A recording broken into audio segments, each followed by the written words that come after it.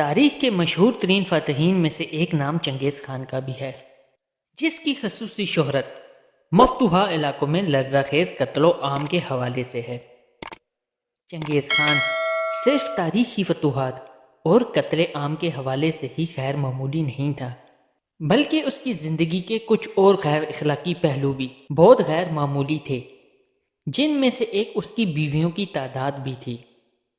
چنگیز خان کا پیدائشی نام تموجن تھا۔ وہ منگول سلطنت کا بانی تھا، جو تاریخ کی سب سے بڑی سلطنت قرار دی جاتی ہے۔ چنگیز خان نے شمال مشرق ایشیا کے بہت سے قبائل کو اکٹھا کیا اور یوں طاقت اور حکمرانی کا وہ سفر شروع کیا جس کی کوئی دوسری مثال نہیں ملتی۔ اس طاقت اور اختیار نے اسے یہ موقع بھی فراہم کر دیا کہ جب چاہتا اور جس سے چاہتا شادی کر لیتا۔ اس کی پہلی شادی بورتی نامی لڑکی سے 16 سال کی عمر میں ہوئی۔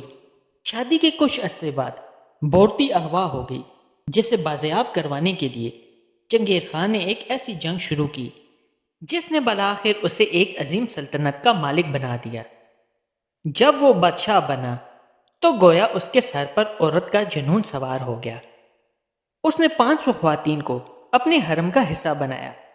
ان خواتین کی حیثیت باندیوں کی تھی، جبکہ اصل ملکہ بورتی ہی تھی۔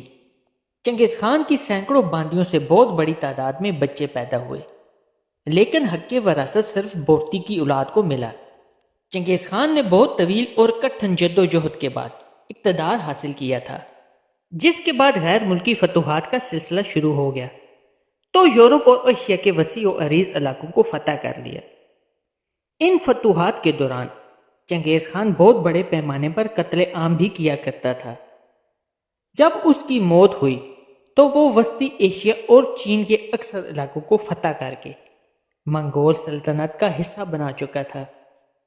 چنگیز خان کی موت کے بعد اس کے جانشینوں نے فتوحات کے سلسلے کو جاری رکھا اور بالآخر منگول سلطنت کرۂ ارض پر دنیا کی سب سے وسیع سلطنت بن گئی۔ اگلی ویڈیو آنے تک کے لیے اجازت دیں۔ اللہ پاک آپ کا حامی و ناصر ہو۔ دعاؤں میں یاد رکھیے گا۔ اللہ حافظ۔